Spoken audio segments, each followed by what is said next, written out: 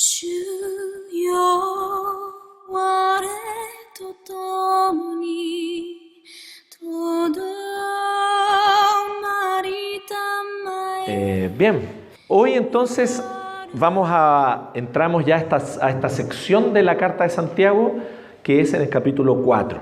Ya hemos avanzado, por así decirlo, sección por sección en esta carta de Santiago. Ya estamos dirigiéndonos ya hacia el fin de la carta, hacia el final. Y como hemos dicho en otras ocasiones, esta es una carta donde el hermano de Jesús, Santiago, que es líder de la iglesia en Jerusalén y en Judea, le está escribiendo a aquellos cristianos que fueron formando comunidades cristianas a medida que iban instalándose en otras ciudades porque tuvieron que arrancar de la persecución después que Esteban fue muerto apedreado por los líderes judíos. Entonces, después de esta muerte de Esteban, muchos cristianos huyen, y eso nos relata el libro de Hechos, y se van a instalar a distintos lugares, a distintas ciudades, y por donde iban predicando el evangelio, dice. Y se iban formando iglesias, comunidades de manera casi como que, no fue como un plan misionero. Ellos terminaron plantando iglesias porque iban arrancando, y cuando se instalaban en una ciudad y llegaban allí, predicaban el evangelio y terminaban formando una comunidad cristiana, pero no era un plan misionero así como acabado que ellos tenían en ese momento, por lo menos no. Tenemos más adelante en el libro de Hechos que sí hay planes misioneros explícitos, como el de la iglesia de Antioquía, cuando envía a Pablo con Bernabé, pero eso ya es después. Pero en este primer momento todavía es como que la iglesia le cuesta entender que tiene que ser testigo en Judea, no solo en Jerusalén, en Judea, sino también en Samaria hasta lo último de la tierra, y como que a través de la persecución Dios los obliga a hacer eso. A estas comunidades que se fueron formando en otras ciudades es a quienes Santiago les escribe su carta. Y la carta de Santiago es una colección, como decíamos, de exhortaciones, de predicaciones, de sermones. Son pequeños sermones, todos obviamente hilados con esta idea de creyentes, de cristianos que viven una vida de integridad, donde él va exhortando con respecto a distintos aspectos de la vida cristiana. Y especialmente hay harto énfasis en la vida comunitaria, en cómo ellos viven su vida unos con otros. Cuando nosotros llegamos aquí a Santiago 4, desde el verso 1 al verso 10, nos encontramos entonces con un texto que en realidad ya hace un buen tiempo que yo por lo menos, estoy aquí dando un testimonio personal, pero yo me encontré con este texto o me reencontré con él y lo empecé a estudiar, y la verdad es que tiene mucha riqueza, tiene muchas implicaciones. Y este texto de Santiago 4, del 1 al 10, tiene una cosa así súper heavy, que yo se las quiero hoy día compartir a ustedes. Este texto desnuda nuestro corazón y lo expone de una manera muy brutal. Entonces, yo quiero que tú sepas que si algo de lo que voy a decir yo puede sonarte duro, quiero que sepas que el Señor fue duro conmigo primero, porque esto en realidad me apaleó bien firme con este texto en varios sentidos. Y especialmente ahora mientras preparaba durante esta semana para este mensaje, pero no solamente. Y la verdad es que esta es una palabra que me impactó de manera personal tan profundamente que hace no muchas semanas atrás lo compartí con otros colegas y pastores, digamos, este texto.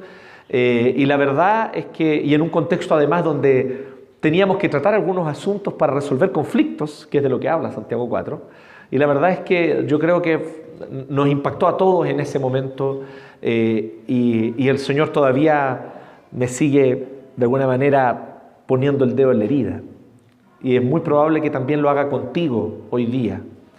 Sin embargo, como vamos a ver hacia el final del texto, el Señor nunca hiere sin sanar. El Señor nunca hiere sin sanar. San Agustín decía que el Señor nunca nos exige aquello que Él no da. ¿Me entienden? ¿Se entiende lo que quiere decir Agustín? ¿No? Agustín de Hipona. No Agustín Alegría. Que es muy chiquitito todavía para decir algo como eso. ¿Ah?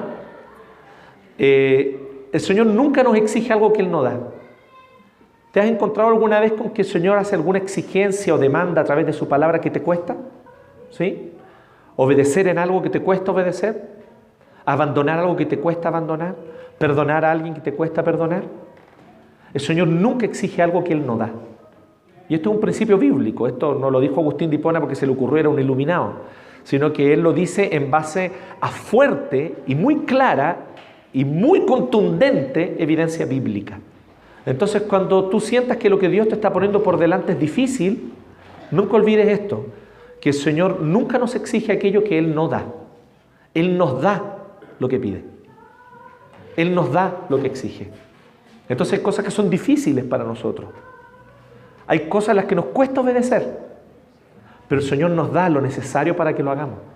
Él no nos deja solos si aprendemos a depender de Él. Entonces, podríamos cerrar aquí y terminar. ¿Sí? ¿Ustedes quieren? ¿No? Bueno, ustedes ven dónde está el corazón de los hermanos, ¿no? Pensando en la empanada. ¿Ya? Santiago 4, del 1 al 10. Mantenga su Biblia abierta porque así usted puede acompañar el texto y usted puede verificar que lo que yo estoy diciendo no lo estoy chamullando, no lo estoy inventando, sino que está en el texto y también va a estar siendo proyectado. ¿Ya? Bien. Entonces, canta bonito la hermana Marcela, ¿no? Bien. Corazones en conflicto. Vamos a hablar sobre esto. ¿Ya? ¿De dónde surgen los conflictos entre las personas? ¿Por qué ocurren conflictos? Y aquí Santiago está especialmente abordando el conflicto en la iglesia. ¿De dónde surge el conflicto? De que una persona se enoje con otra, de que esas personas no puedan hablarse, de que una persona se indigne con otra, o que estén siempre discutiendo, peleando, oponiéndose, que pareciera que hay algunos que es como que alguien dice A y siempre le dice B, ¿cierto? Hay conflictos en la iglesia que son, perdonen que lo diga así, pero son chistosos. Porque a veces hay como personas que uno dice así, cuando esa persona opina, siempre después se levanta el otro y opina lo contrario. ¿Han visto eso alguna vez? Es hermoso. O sea, obviamente que no es hermoso a la luz de la palabra del Señor, no en ese sentido, sino que verlo desde afuera es muy interesante. Y efectivamente los conflictos pueden surgir por distintos motivos. Pero hay una cosa en la cual la palabra de Dios es sumamente brutal con respecto a esto, en el sentido de su honestidad, en el sentido de su claridad, en el sentido de que no da lugar a ambigüedades. Dice que las guerras y conflictos entre nosotros surgen no de las circunstancias difíciles que te han tocado vivir, no surge de las cosas que otro hizo contra ti, no surge de las cosas que tú esperabas que otro iba a hacer y no hizo. Los conflictos no surgen por nada externo, sino que surgen de tu corazón. Y la razón por que nosotros mantenemos conflictos, no estoy diciendo con esto que las personas no se equivocan y mucho, pero es que nosotros tomamos esos errores como una razón, una excusa perfecta para poder mantener la enemistad y la guerra en nuestro corazón.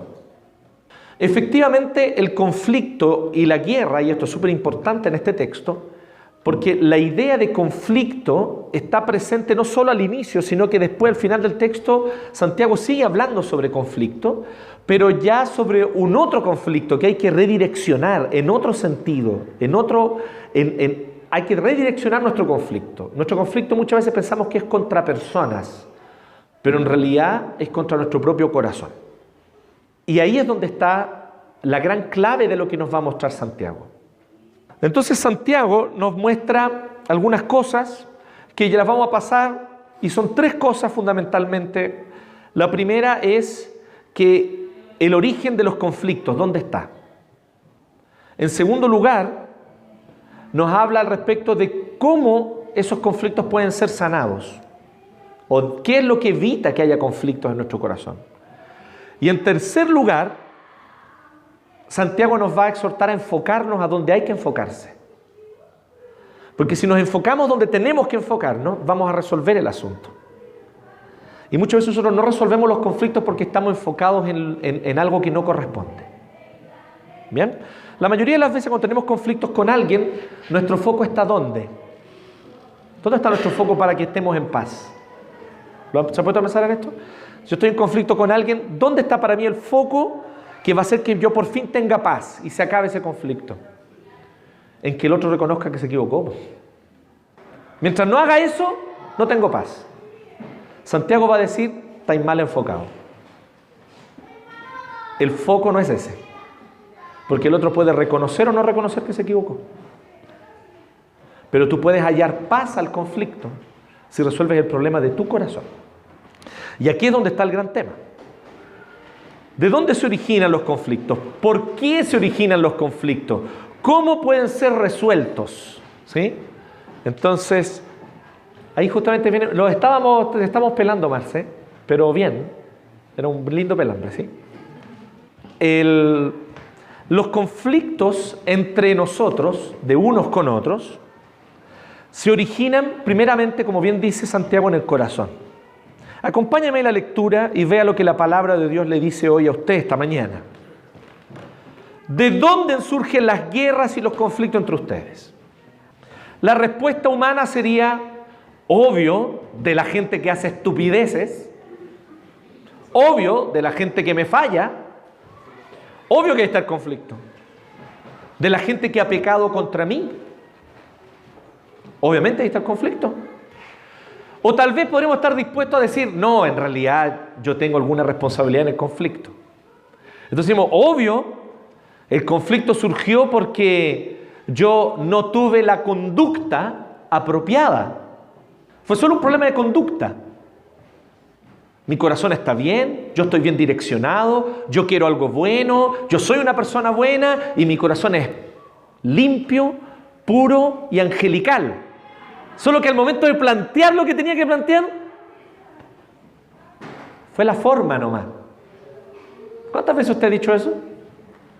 Yo lo he dicho un montón de veces. No, si el problema fue la forma.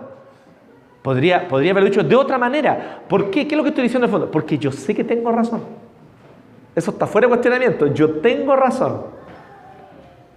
El tema es que me equivoqué en la manera como te lo dije.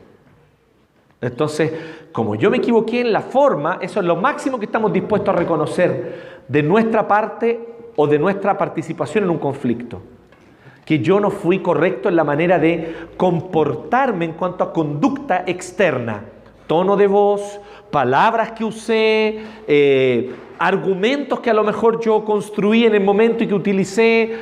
Mi problema fue ese.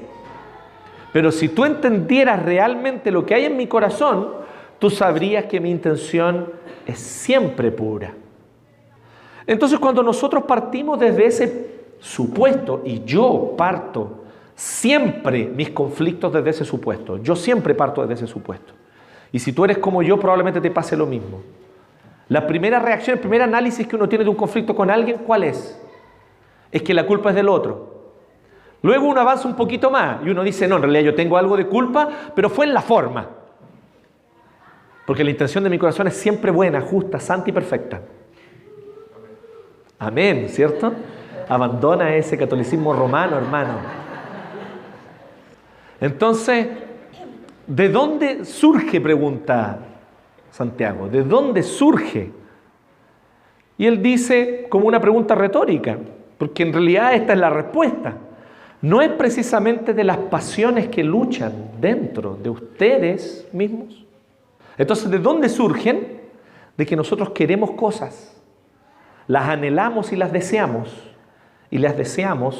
más que a Dios.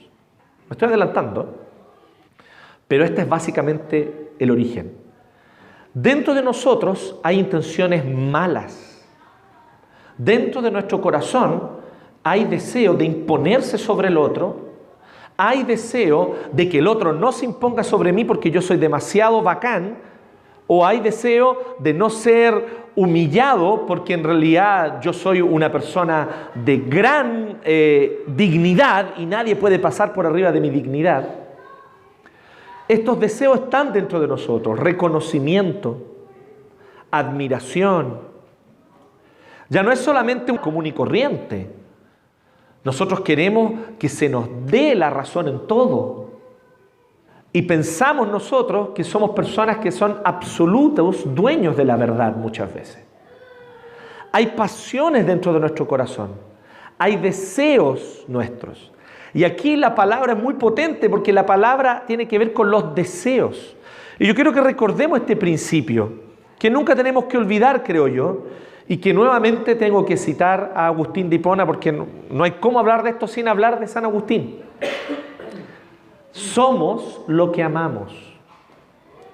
No debemos olvidar que nosotros somos aquello que amamos. Las cosas que amamos nos definen.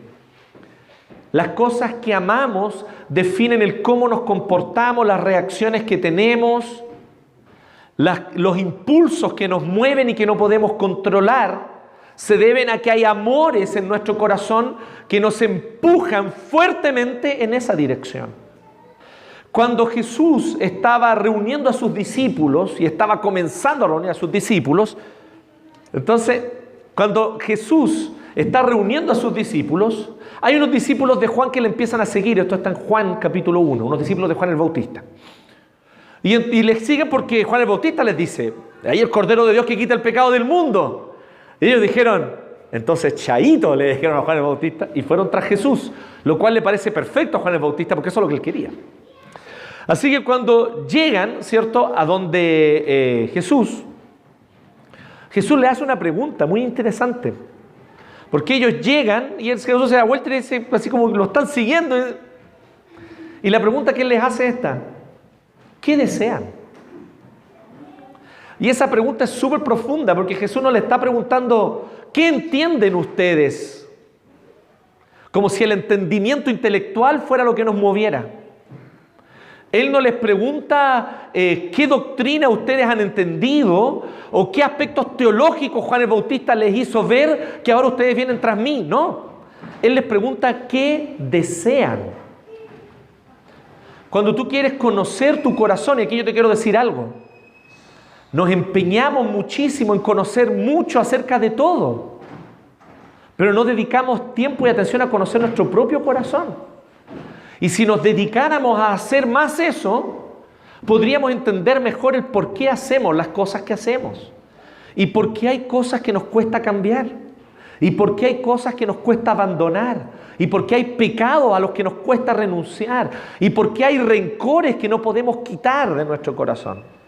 No es sino hasta que empezamos a conocer nuestro corazón que entonces nosotros podemos aprender al respecto de cómo el Espíritu de Dios nos guía en este camino de santificación. Y aquí la sabiduría de Santiago, hermanos y hermanas y hermanes, para que nadie se sienta discriminado. Aquí, en esta parte, en esto, Santiago muestra una sabiduría que es súper heavy porque desnuda lo que somos. Él dice que los conflictos no se originan en el tono de voz. Los conflictos no se originan en la palabra que yo sé que no fue la mejor. Los conflictos no se originan en que yo quise decir esto pero lo dije mal, disculpa. Los conflictos se originan en pasiones dentro de nuestro corazón que luchan. Porque no voy a admitir que otro me gane, porque yo soy más bacán que él. Porque no voy a admitir que se me quite el reconocimiento que yo quiero. Y si soy humillado frente a otros, no lo puedo admitir porque soy una persona con más dignidad que tú. Mi corazón anhela que se me respete, que se me besen los pies y que la gente me reconozca como mejor que ellos. Yo soy el centro del universo y todos deben girar alrededor de mis necesidades y de mis deseos y de mis puntos de vista. Ese es tu corazón, mi hermano. Ese es tu corazón, mi hermana. Por eso esas peleas constantes con tu esposo. Por eso no logras someterte a tu marido, aunque la Biblia te lo exhorta una y otra vez. Por eso, esposo, no sirves a tu esposa, no satisfaces sus necesidades, no buscas atenderla en aquello que ella necesita. Por eso, mi hermano, está tu corazón en profunda amargura y no logras salir de esa amargura. Santiago no nos deja opción. Dime qué amas y te diré quién eres. Dime qué amas y te diré quién eres. Esta es la gran máxima de la Escritura. Somos lo que amamos, no las circunstancias. Yo te voy a decir algo. Te va a costar tragarte esto. Pero hay personas que han vivido humillaciones, dolores y conflictos peores que los tuyos. Y no tienen la amargura que tú tienes. ¿Por qué? Porque es el corazón, no las circunstancias, las que te dan tu carácter. Es el corazón, no las circunstancias. Tú dices, no, es que tú no sabes lo que me pasó. Mi papá cuando yo era chico me abandonó. No, es que tú no sabes lo que me pasó. Mi mamá era castigadora y me golpeaba. No, es que tú no sabes la adolescencia que yo tuve. Si tú lo supieras, entonces entenderías. Te digo algo, hay personas que han vivido cosas mucho peores que tú y no tienen la amargura que tú tienes. Dime si eso no demuestra que el problema no son las circunstancias, es el corazón. Basta con que una persona que ha vivido cosas tan terribles como las tuyas o peores, no tenga esa vida amargada que tú tienes como demostración de que el problema no son las circunstancias. Pero no hay solo una, hay miles de ejemplos. Entonces, ¿desde cuándo las circunstancias son la razón para estar conflictuados? Según Santiago, no son las circunstancias, es el corazón. Son las pasiones que luchan dentro de nosotros. Yo quiero imponerme sobre otros, quiero que se reconozca mi dignidad, quiero que me den el reconocimiento, quiero que se me reconozca como alguien mejor, bueno. Y esto está dentro mío. No sé de qué me hablas, pastor. Yo nunca he pensado eso, no lo has verbalizado. Y hay una diferencia entre tener este deseo en el corazón y verbalizarlo mentalmente. Tal vez nunca lo has verbalizado porque tal vez tuviste una buena educación que te enseñó que ese tipo de cosas no se dicen o no se piensan. Pero aunque no las pienses, están en tu corazón, están en mi corazón. La serpiente sigue diciéndonos, serás como Dios. La serpiente sigue diciéndonos lo que le dijo a Eva allá en el jardín del Edén, serás como Dios. Serás como Dios. Tienen que tratarte como un Dios. Tú tienes que ser el Dios de tu vida. La serpiente sigue todavía diciendo eso. Entonces, ¿qué nos dice Santiago? ¡Qué sabiduría! Porque él dice así en el 2. Desean algo y no lo consiguen. Ahí es cuando es lo más terrible. Ahí es cuando despierta el logro. Cuando lo que deseas se te concede, ¿cómo estás? Tranquilito, una seda, ¿o no? Eres una seda, un hombre feliz, una mujer feliz. Déjenme decirles algo con respecto a aquí, algo súper importante con respecto al tema del matrimonio feliz. Si en un matrimonio se sienten felices porque aman a Dios, tanto esposo como esposa, o buscan, por lo menos buscan, y esa búsqueda nunca es en vano, buscan amar a Dios sobre todas las cosas. Van a haber tal vez problemas, conflictos, pero hay una felicidad que viene como fruto de eso. Entonces eso está bien. Pero yo no sé cuántos de ustedes saben, pero existe una felicidad matrimonial que es falsa. Y yo no me refiero a cuando la gente aparenta ser feliz y no lo es. No estoy hablando de eso, porque eso ya es aún peor. Eso ya es hipocresía, ¿cierto? ¿Cierto? Los matrimonios que viven en conflicto y ante los demás están siempre sonriendo. Y sí, hermano, no, y venimos a ministrarte, ¿cierto? Venimos a ministrar a tu matrimonio, ven, ¿cierto? Te vamos a dar nuestra unción, pero ellos están en conflicto constante. Bueno, no estoy hablando de eso, estoy hablando de gente que de verdad siente que es feliz. Hay mucha gente que piensa o siente, que de verdad siente que es feliz, porque el cónyuge siempre le da lo que desea. Y eso es peligroso. Es una felicidad matrimonial falsa y frágil, porque está basada en las idolatrías. Hay veces en las que en una familia todo parece muy feliz, porque cada uno le está satisfaciendo el ídolo al otro. Cada uno le está sirviendo el ídolo al otro. ¿Cuándo empiezan los conflictos? Justamente cuando quieren servir al Señor, cuando quieren obedecer al Señor, cuando quieren tomar en serio a Dios. Y en ese momento empiezan los conflictos. Y entonces vienen los matrimonios a hablar con el pastor y me dicen así: pastor, es que desde que nosotros estamos queriendo servir al Señor y hemos conocido el Evangelio, ahí es cuando la cosa se ha puesto peor. ¿Y ahí cuál es la lectura que al tiro hacemos? Satanás, el diablo, ¿cierto? Y no estamos diciendo que el diablo o Satanás no tenga ni un rol que jugar ahí. Sin duda él está muy atento a eso. Pero Satanás no tendría ningún poder sobre nosotros si no fuera por nuestros deseos. No se olviden de esto.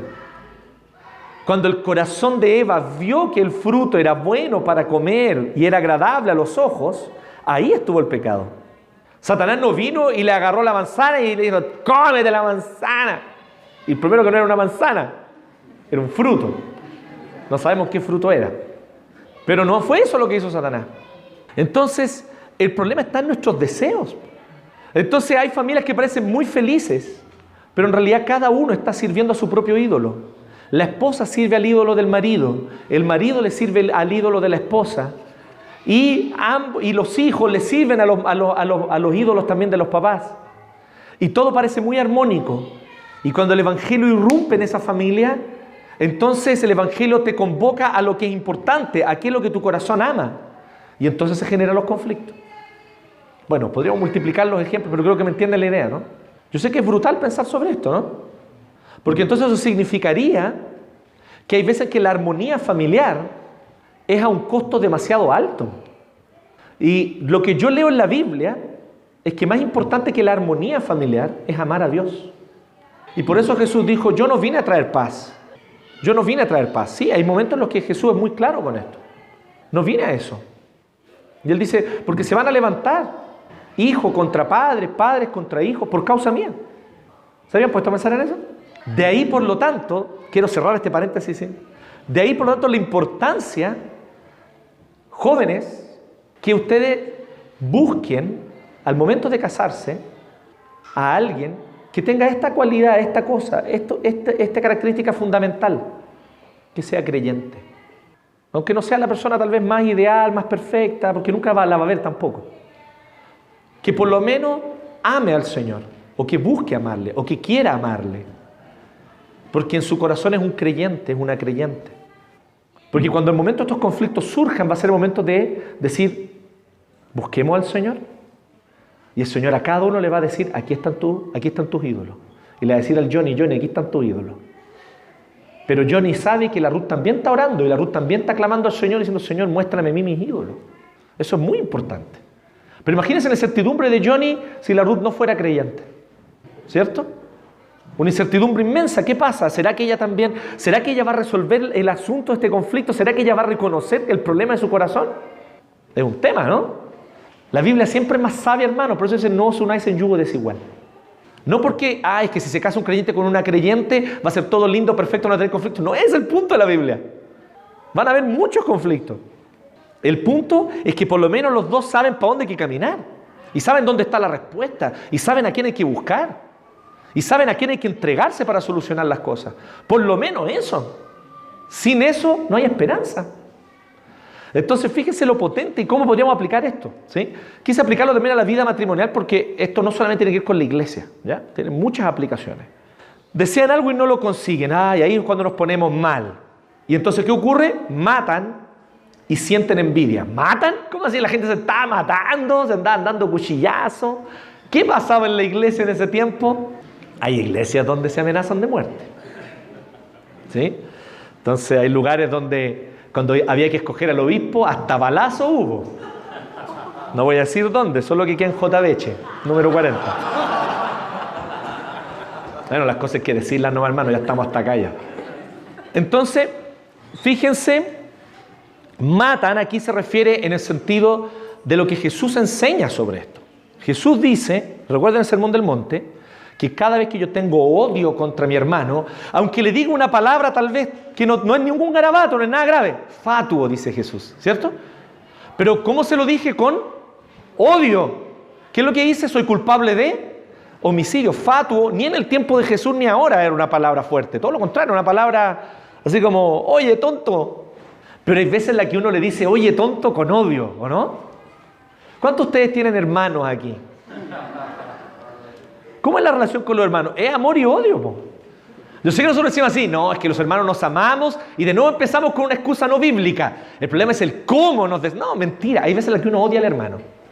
Y hay veces en las que uno se siente odiado por el hermano. Pero también es verdad que el Señor mueve los corazones y después ese mismo hermano después te ama con amor profundo y te defiende y te apoya y está ahí contigo, ¿cierto? Estoy hablando de una relación normal de hermano, ¿no? Hay otras que ya son un poco más cuáticas, que ya se pelean y no se pueden ver nunca más. ¿Y ahí qué ocurre? Muchas veces uno viene y uno dice, pero con la peor rabia de su corazón, le dice, eres un tonto. De eso está hablando Jesús. la ira, el odio con el cual yo soy culpable de asesinato. Y de eso está hablando Santiago. Matan y sienten envidia y no pueden obtener lo que quieren. Así que riñen y se hacen la guerra. Clarísimo dónde viene el conflicto, ¿no? Quiero mi reconocimiento. Quiero mi cuarto de libra con queso. ¡Ahora! ¡Ya! ¿Y cuál es tu cuarto de libra con queso? El reconocimiento. ¿Cuál es tu cuarto de libra con queso? Que se te respete más que a otros. ¿Cuál es tu cuarto de libra con queso? Que se te dé la razón. Entonces, dice, no tienen porque no piden. Entonces, ¿cuál es el problema aquí? Que nosotros anhelamos algo y lo buscamos, pero nosotros no pedimos al Señor, no oramos. Entonces, el primer error es no depender de Dios, sino depender de nuestros propios recursos.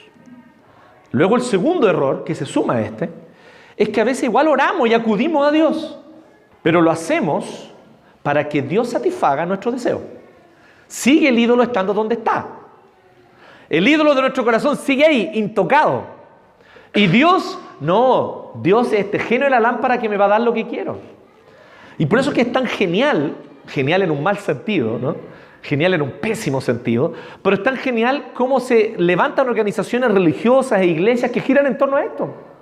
Una de las cosas más evidentes que tenemos en el último tiempo es este tema de la famosa teología de la prosperidad, donde lo que la gente quiere es estatus socioeconómico para consumir. Quiere un estatus socioeconómico de consumo. Y entonces se levantan iglesias cuya idea es básicamente esta: ven, pacta con Dios y Dios te dará lo que tú quieres. Entonces, Dios termina siendo una periferia y el centro es prosperar. Pero hay otras versiones de esto tal vez menos burdas. Hay iglesias que giran en torno a la familia. Y todo es la familia, y la familia, la familia, la familia. Que no, con lo importante que es y lo bíblico que es, no estoy diciendo que no. Pero ese es el centro, no el evangelio en muchas iglesias. Y entonces, ¿qué es lo que te dicen? Que ven al Señor, búscale y tendrás una familia feliz. Y todos queremos una familia feliz, pues. Entonces ahí vamos y hacemos todos los talleres que hay que hacer y los encuentros matrimoniales y los encuentros de no sé qué y hacemos los retiros y ¿cierto? Y le aplicamos todas las técnicas, ¿no? Técnicas para poder hablarle a tu esposo cuando estás enojada. Entonces están todas las técnicas. Dile esto primero, después, oh, qué bueno. Y nosotros venimos y lo aplicamos. Pero el problema de nuestro corazón no está resuelto. Amamos a otra cosa más que a Dios. Amamos a otro más que a Dios. Santiago va a la raíz del problema. Dejemos de amar tanto las cosas que amamos. Eso es justamente lo que genera el conflicto en el corazón. Y entonces él apunta del 4 al 6 lo segundo que yo les decía. Un corazón satisfecho en el amor de Dios es un corazón que no tiene espacio para generar conflictos. Miren cómo dice el 4 al 6, o 4 y 5. Oh gente adúltera, ¿no saben que la amistad con el mundo es enemistad con Dios? Si alguien quiere ser amigo del mundo, se vuelve enemigo de Dios. ¿O creen que la Escritura dice en vano que Dios ama celosamente al Espíritu que hizo morar en nosotros? ¿Cuál es la idea aquí? Aquí la idea tiene que ver, y aquí él profundiza en la idea de los amores, de lo que amamos. Y él ya parte con una declaración que no es fruto de la impulsividad. Santiago no está así y dice, oh, le voy a decir lo más feo que se me ocurre a gente adúltera. No fue así, no fue como random, palabra random, adulto, no. Él escoge precisamente la palabra que tiene que decirles, porque es una palabra que tiene una raíz en el Antiguo Testamento muy clara. Según el Antiguo Testamento, el pueblo de Dios, cuando iba tras ídolos y pecaba contra Jehová, eran espiritualmente adúlteros. Aquí él está hablando de adulterio espiritual, de serle infiel a Dios que nos amó. Un ejemplo muy claro. ¿Qué me pasó? Estoy disfrutando mucho con el Héctor. Con cariño, Héctor. Un ejemplo muy claro de esto es el libro de Oseas. En el libro de Oseas, todo el punto de Oseas es que Dios ama a su pueblo como un esposo ama a su esposa. Pero su pueblo es adúltero y va y peca constantemente y es infiel a Dios, y Dios entonces la va a buscar a su esposa y siempre le da una nueva oportunidad, la perdona, pero hay allí una relación que se comienza obviamente a romper. Esta idea del pueblo adúltero se refiere al adulterio espiritual, y en este sentido todos somos adúlteros, porque cada vez que hemos amado a alguien, a algo, una relación, una ideología o una persona o incluso a nosotros mismos, más que a Dios, hemos adulterado espiritualmente. Tú eres adúltera, tú eres adúltero, porque tu corazón le ha sido infiel al Dios que te ha amado de todo corazón. El Señor nos ama con amor perfecto, sublime, paciente, y nosotros nos desviamos tras otros deseos y anhelos. Y a eso entonces Santiago le llama amor por el mundo, amar el mundo. ¿Y qué es lo que nosotros amamos? Dice, ¿no saben que la amistad con el mundo es enemistad con Dios? Aquí no está hablando del concepto de amistad que nosotros pensamos, ¿no? Nosotros tendemos a pensar en la amistad como estar junto con alguien, tener una buena onda. Nosotros usamos la palabra amistad así. Aquí no es ese el concepto. Aquí el concepto es de amor. Es de amor, de tener comunión, de caminar con alguien, de entablar una relación y un lazo con alguien, de enlazarse de corazón con alguien. Y aquí está diciendo una verdad tremenda, que si nosotros amamos más el prestigio, el buen nombre, la aceptación, el reconocimiento, el poder, entonces nosotros estamos siendo adúlteros y no estamos amando a Dios. Porque no podemos servir a dos señores. No podemos amar a dos señores. Hay solo un Señor en el corazón de todos. Y si no estamos amando a Dios, estamos amando otra cosa. Y Dios es una excusa para poder satisfacer mis deseos de aquello que yo más amo. Lo cual es una pésima manera de relacionarse con Dios. De hecho, es una manera de no tener relación alguna con Dios. Eso es amistad con el mundo. ¿Qué es lo que ve mucha gente de amistad con el mundo? Ver películas de Star Wars. Es la amistad con el mundo, la amistad contra Dios, ¿cierto? Escuchar esas cosas, esas poleras que trae el cofra, ¿cierto? No, eso hardcore, esa amistad con el mundo. Y así la gente piensa que eso es amistad con el mundo, ¿cierto? Que te guste el asadito, no, amistad con el mundo. Pero aquí el punto nos va por ahí. Hay personas que son religiosamente muy respetables. Van a la iglesia, participan, dan su diezmo, ofrendan, llegan a la hora. Pero lo que aman es el reconocimiento y el poder, no a Dios. Lo que los mueve es el amor al reconocimiento y el amor al poder. Y aunque son personas muy correctas en cuanto a conductas, su corazón está desviado, su corazón es adúltero, porque aman más el reconocimiento y el poder de este mundo que a Dios. Santiago está hablando del corazón. Así que él dice, ¿ustedes creen que la Escritura en vano nos dice que Dios ama celosamente al Espíritu que hizo morar en nosotros? Así es, Dios nos ama celosamente, porque yo soy Jehová tu Dios, lo leemos cada vez que leemos los 10 mandamientos, celoso, celoso. Nos cuesta a nosotros pensar eso de Dios, porque tendemos a pensar en los celos humanos. ¿Cómo son los celos humanos? Son pésimos. Los celos humanos están cargados de pecado. Los celos humanos son posesivos. Los celos humanos, justamente por eso es tan pecaminoso los celos en el ser humano. Los celos humanos es que yo me creo el Dios de la otra persona. Y no lo soy. Porque ninguno de nosotros es Dios de nadie. Pero Dios, que Él sí es Dios, Él sí tiene derecho a estar celoso. Porque Él efectivamente es Dios, po. ¿Me sigue la idea o no? Por eso en Dios no es pecado. ¿Saben? ¿Pueden pensar en eso, no? Entonces, cuando tú sientes estos celos enfermizos, ¿cierto? ¿Qué te crees? ¿Qué te crees? ¿Una diosa? ¿Conoces esa canción? Es una linda canción. Yo estoy seguro que el Benja la conoce, ¿cierto? Entonces, eso es lo que la gente se cree, una diosa del otro. Tú tienes que rendirme pleitesía, estar a mi servicio, en fin. O al revés, el hombre que es celoso. Y además, por si fuera poco, estos celos se contaminan con otros pecados, ¿cierto? con la ira desmedida, con la injusticia, con una manera injusta de ver al otro, con la falta de imparcialidad. En fin, todo eso se acumula en los celos humanos. Pero el celo de Dios, además de ser limpio, puro, sin pecado, en Dios sí es válido porque Él sí es Dios, así de simple. Él sí es el Señor de nuestra vida y Él sí es aquel de quien nuestro corazón depende, y el que debe ser el centro de todo lo que somos y hacemos es Dios. Efectivamente, ese es Dios, ese es su ser, ese es su carácter. Fuimos creados para Él, así que Él sí puede y debe ser celoso, y lo es. Es celoso de sus escogidos. Y los celos tienen una característica que ocurren con Dios especialmente.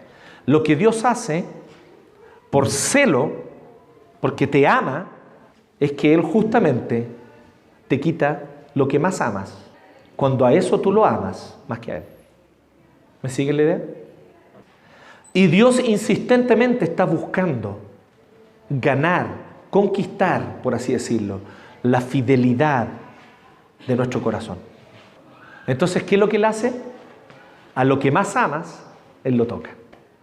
Hubo un joven rico que era muy correcto y que se acercó a Jesús y le dijo: ¿qué debo hacer para heredar el reino? Y Jesús le dijo: bueno, conoce los mandamientos. Y le da un montón de mandamientos, todo en relación con el prójimo. Y entonces, ¿qué es lo que responde el joven rico? Todo eso yo lo he hecho desde que soy niño. El loco era bacán, obediente. Era como tú, po. Cuando tú te miras al espejo, ¿cómo eres tú? Pucha, que soy bueno yo, ¿cierto? Qué injusto que me traten así, porque yo he sido siempre tan bueno. Eso es lo que nosotros pensamos cuando nos miramos al espejo. ¿A quién queremos engañar? Bueno, este joven rico también pensaba así. Él dice: no, yo todo eso lo he hecho desde mi juventud. Y dice la Biblia que Jesús lo amó. Un detalle súper interesante ahí. Jesús sintió profundo amor por él. Y por causa de eso le dijo algo.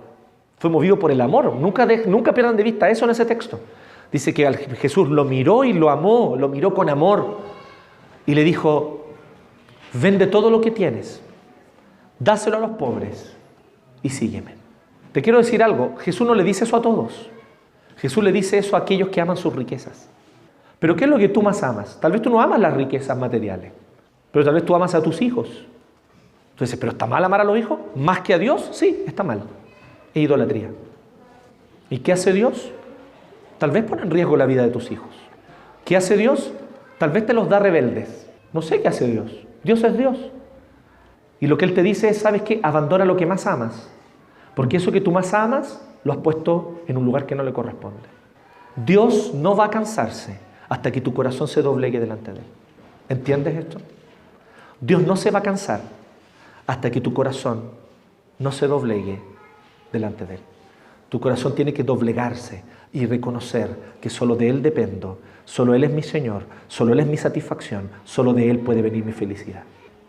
Y mientras tú sigas haciendo depender tu felicidad de tu trabajo, de tu prestigio, de tu éxito profesional, de tu éxito comercial, de tu estatus socioeconómico, de tu estatus de consumo, mientras tú sigas haciendo de esas cosas lo más importante, de tu comodidad, de tu supuesta libertad, donde en realidad no es libertad en absoluto porque eres esclavo de tus deseos.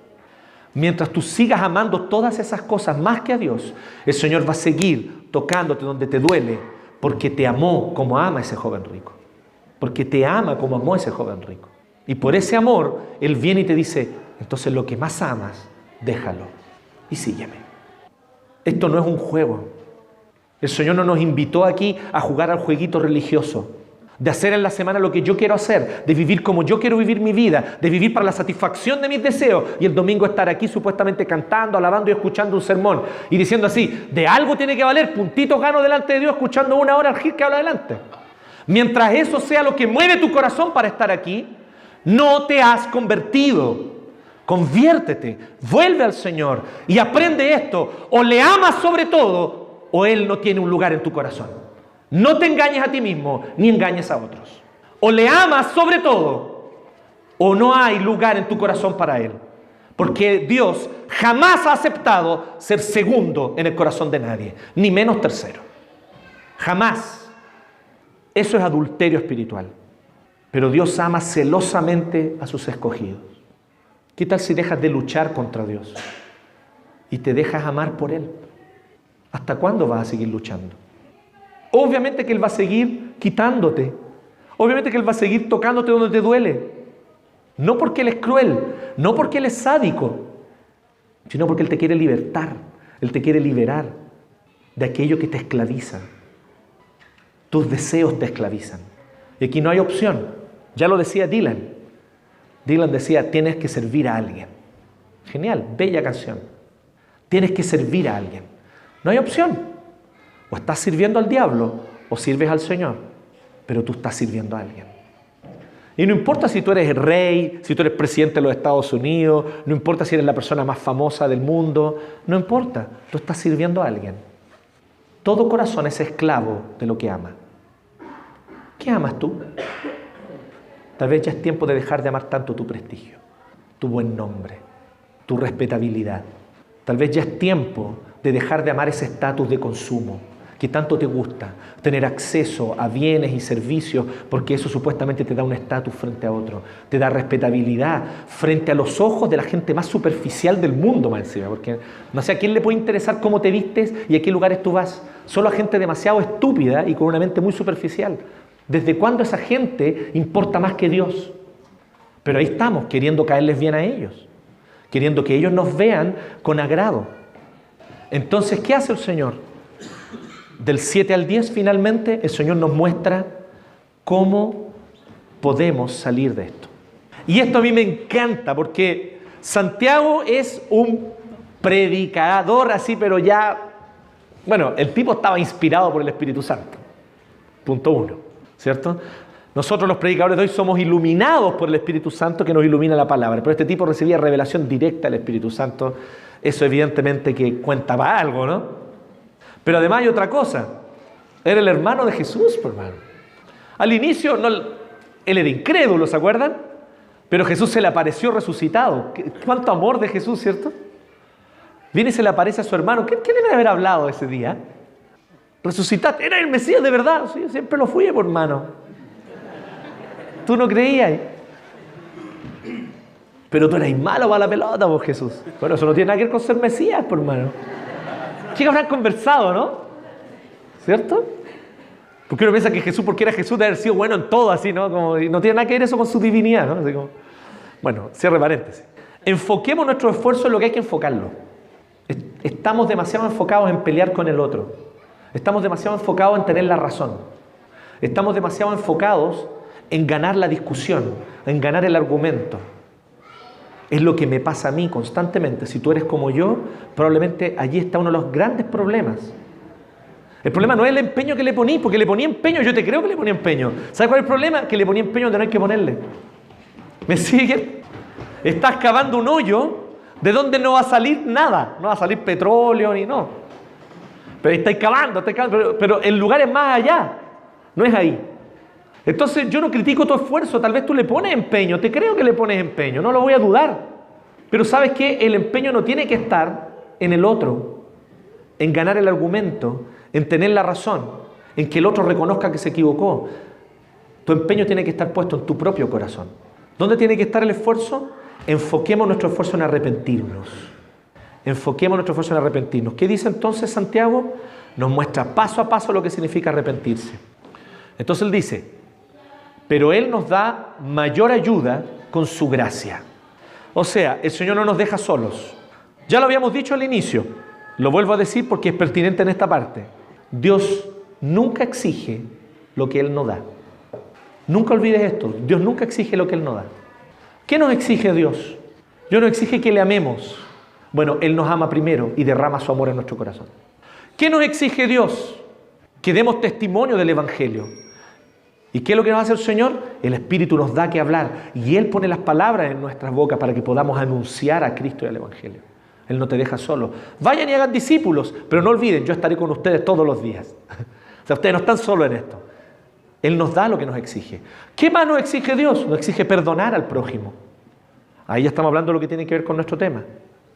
Bueno, Dios siempre te muestra cómo perdonar al hacerte contemplar cómo Él te perdonó a ti. Perdonándoos unos a otros, como Dios también a ustedes los perdonó en Cristo. Eso es genial. Eso es muy importante. Cualquier oficio, artesanía, arte, lo que sea, la clave está en que alguien te muestra cómo se hace. ¿Han visto eso, no? ¿Sí? Nos conocemos con Andrés Moreira hace muchos años. Y yo lo conocí antes que se dedicara al oficio al cual se dedica. Y yo me acuerdo cuando estaba en los primeros tiempos en unos talleres con otra gente que tenía mucha experiencia, ¿cierto? Y Andrés pudo ahí aprender el oficio al ver cómo otros hacían. Obviamente tenía que meter las manos y ensuciarse también. Piensa tú en cómo tú aprendiste las cosas que mejor sabes hoy. Probablemente alguien se dedicó no solamente a decirte la teoría, esto se hace así, sino que alguien estuvo contigo y te enseñó cómo se hacía. O tuviste a alguien que lo hacía bien y dijiste, voy a imitar a esta persona porque lo hace bien. Dios nos enseña a perdonar, perdonándonos Él a nosotros. Dios nunca te va a exigir lo que Él también no te da. Él te da lo que te exige. Y por eso dice el 6, que Él nos da mayor gracia. Y por eso dice la Escritura, Dios se opone a los orgullosos, pero da gracia a los humildes. Aquí está la clave para la libertad. Aquí está la clave para que el conflicto cese. Deja de querer demostrar que tienes la razón y enfócate en tu propio corazón y arrepiéntete de los deseos que te mueven. ¿Qué deseos me mueven? ¿Qué deseos que me mueven generaron este conflicto? Y te digo algo, algunos de ustedes, y sabemos que es así, algunos de ustedes, esos conflictos probablemente externamente nunca se van a resolver. Porque tal vez la otra persona nunca se va a arrepentir. Pero tú vas a ser libre. Y tú vas a encontrar paz. Y en tu corazón ya no va a estar más la amargura. Y el Señor quiere justamente eso. Entonces Él parte. Aquí hay un manual de cómo arrepentirse. Y con esto hoy día terminamos. Él parte diciendo primero lo siguiente: sométanse a Dios. ¿Recuerdan a Dylan? Tienes que servir a alguien. Nadie aquí es totalmente libre. Todos somos esclavos de algo, de alguien. ¿Qué es lo que te está diciendo Dios? Sé esclavo de Dios. A ver, te lo pongo de la siguiente manera. Cualquier deseo que tú tengas es menor que tú. Si te sometes a esos deseos, pierdes dignidad. ¿Sí? Pero si eres esclavo de Dios, Dios es mayor que tú, ¿sí o no? Ser esclavo de Dios te da dignidad. Y es donde termina en el 10. Que al que se humilla, Dios lo exalta. ¿Sí? Sométete a Dios, no a tus deseos. Partamos por ahí. Porque somos esclavos de aquel a quien servimos. Esto es muy claro en la Biblia. Pablo es muy claro. O servimos a Dios o servimos al pecado. Pablo lo dice en Romanos claramente. Somos esclavos de aquel a quien servimos. Así que dispongan todo su ser como esclavos de Cristo, dice Pablo. Eso es lo que está diciendo Santiago. Sométanse a Dios. Después él dice así: resistan al diablo. Ah, muy buena esa. Y él se va a ir. ¿Tú crees esta promesa o no? ¿Dios alguna vez les mintió a ustedes? Dios nunca miente. Dios es siempre fiel, totalmente verdadero. ¿Cómo puedo hacer que el diablo arranque? Resistiéndolo. Ahora, ¿cómo yo resisto al diablo? ¿Y qué significa esto, resistir al diablo? Es muy importante entender lo que significa diablo. Diabolos es el fiscal acusador. Entonces le está diciendo dos cosas. Resistan la voz del fiscal acusador que les habla. ¿Y qué dice el fiscal acusador? No lo perdones nunca. Lo que te hizo es imperdonable. ¿Me entienden o no? El fiscal Gajardo, una alpargata al lado del fiscal acusador aquí. Cada delito cuenta. Cada falla que esa persona cometió contra ti cuenta. Nunca las pierdas de vista. Guárdalas en tu memoria. Haz un registro. Haz un dossier. Yo conocí a una persona que siempre hablaba de dossier una vez. Los dossiers son como carpetas, ¿no? Con antecedentes. Tengo un dossier, decía. Hay gente que le gusta hacer dossieres. A lo mejor tú eres de los que le gusta hacer dossieres. Uno va y arma dossier en su corazón y lo archiva en orden alfabético. ¿Cierto? Entonces aquí F de Felipe. Aquí están todas las que le tengo guardaditas al Felipe. ¿Me entienden? Después viene Hitler ahí al lado de Felipe. No, para nada. Entonces, pero se fijan, vamos guardando en nuestro corazón. Eso es lo que hace un fiscal acusador. Diabolos, el fiscal acusador. Es aquel que se presentaba ante el juez para decirle al juez: estos son los crímenes, esto y esto.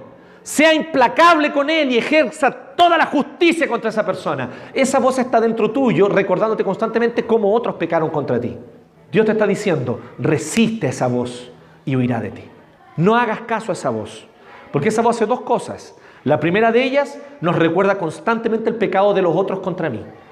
Pero también el diabolos hace otra cosa tan importante como esta y tan terrible y mala.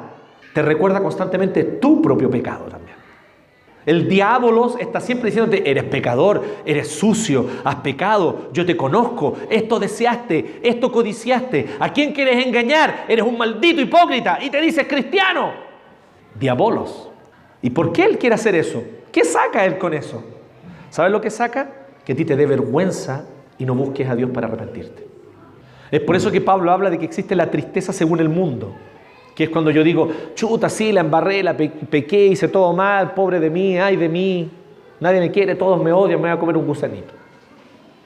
Entonces yo nunca voy a buscar a Dios, nunca acudo al Señor para decirle, Señor, aquí está mi pecado. Porque ¿qué es lo que te dice el diabolos? Él te dice, Dios no va a tener misericordia, Dios no te va a perdonar.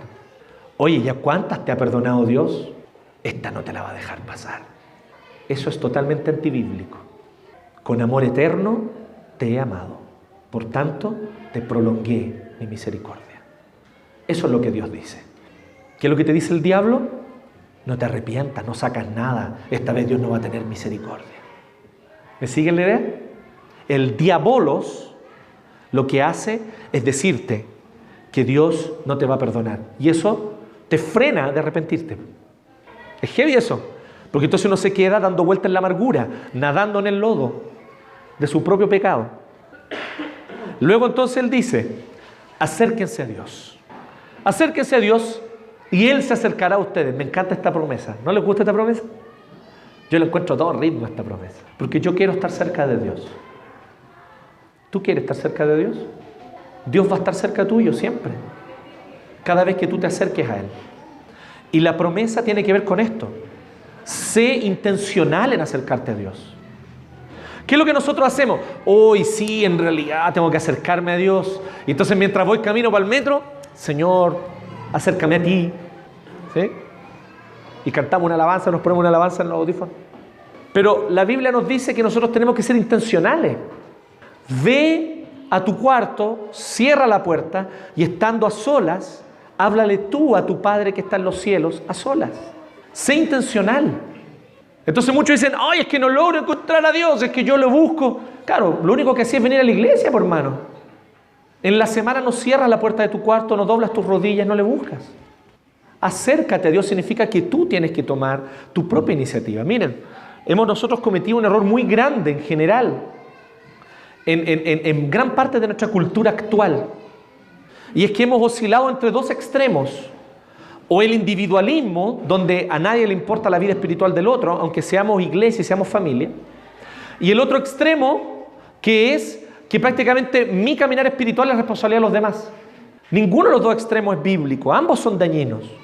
Tú eres responsable por tu propio caminar espiritual. Yo no soy responsable del caminar espiritual de ninguno de ustedes, aunque sea el pastor. Tú eres responsable de tu oración y de tu buscar a Dios. Yo no tengo responsabilidad de tu caminar espiritual. Dios no me va a cobrar a mí por tu falta de oración. Ese es tu problema, mi hermano. Tú ora. Dios no me va a cobrar a mí porque tú leíste poco la Biblia. Es tu problema. Lee tu Biblia. ¿Me siguen la idea o no? Entonces nosotros debemos aprender que cada uno es responsable de su caminar espiritual. Pero al mismo tiempo, sin caer en el extremo del individualismo, nos podemos apoyar. Y en este camino estamos aquí para caminar juntos. Y busquemos hacerlo. Y busquemos mejorar lo que tenemos que mejorar para acompañarnos en este camino. Pero yo no puedo hacerme responsable del caminar de nadie, excepto del mío. ¿Me siguen? Entonces yo tengo que buscar al Señor. Tú tienes que buscar al Señor. Cierra tu puerta, búscale, dobla tu rodilla. Y te digo algo, esta promesa, perdonen lo precario de la vivencia. Pero tengo que decirle esto. Yo no he visto ni una sola vez que Dios no la haya cumplido conmigo. Les doy hoy testimonio aquí. Todas las veces que he buscado al Señor, incluso en medio de la culpa y del dolor por mi pecado, el Señor se ha acercado a mí. Y Él también se va a acercar a ti.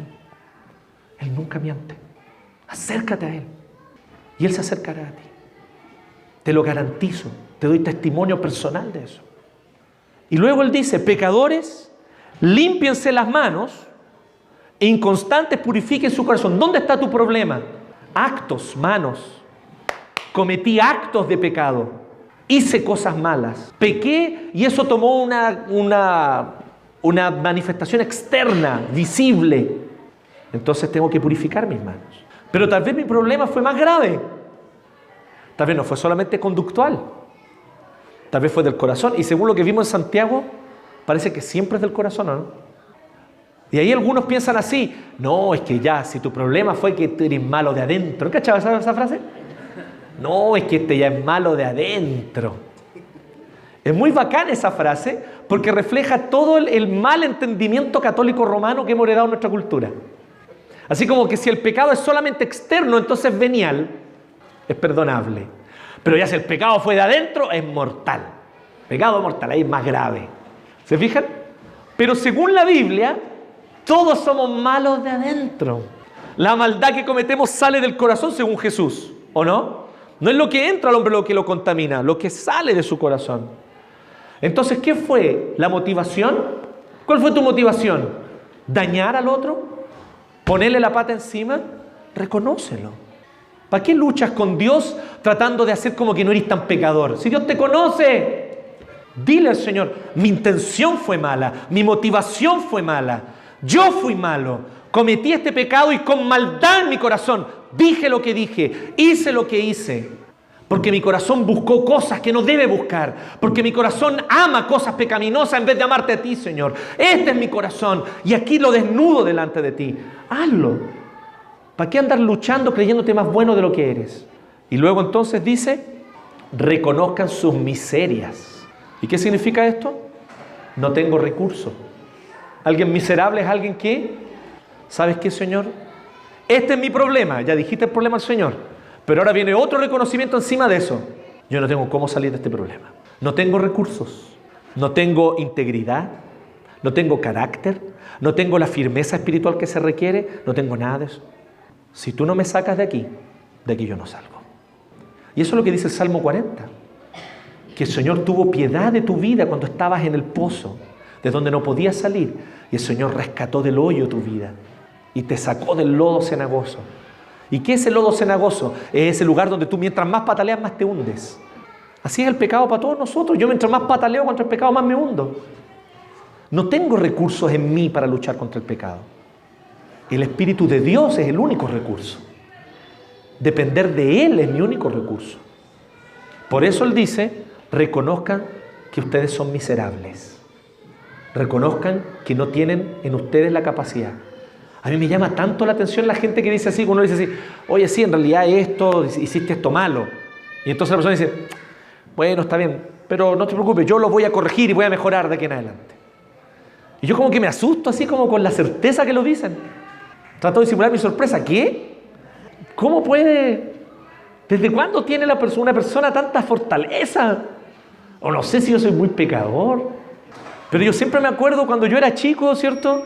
De esto terrible que era que, pórtate bien, ¿cierto? Y yo dentro de mí, pero no, lo intento y no puedo. Yo desde los 6 años que tengo esa sensación, hermanos, dentro mío. Y no me abandona. Solo el Señor que nos da el consuelo, solo su gracia, solo el Evangelio. Entonces, reconozcan sus miserias, reconozcan que no tienen sus propios recursos.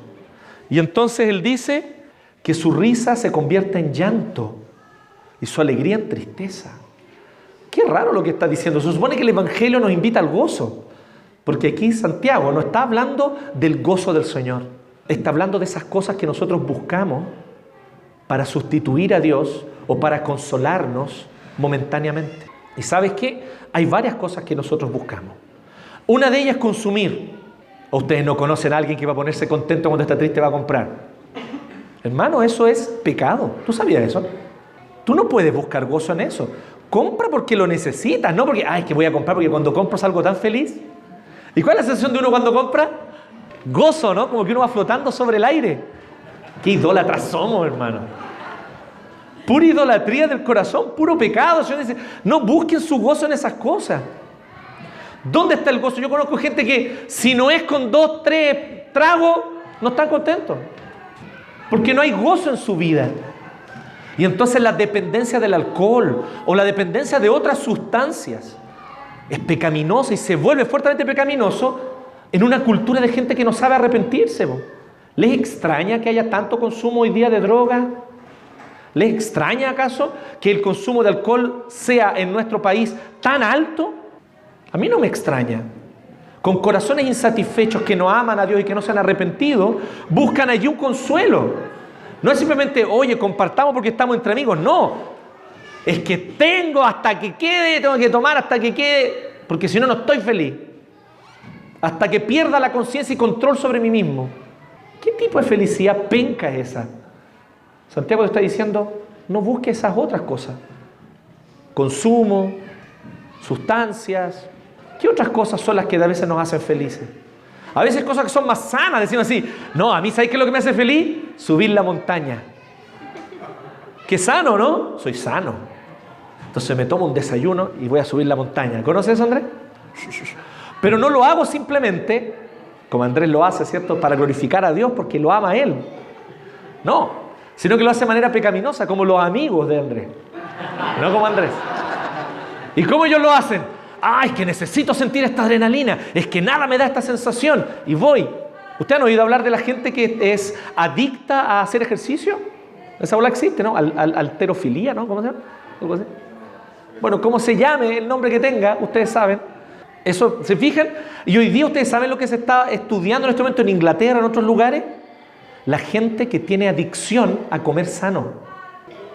De eso está hablando Santiago. Santiago está hablando de esos pequeños gozos que son pencas.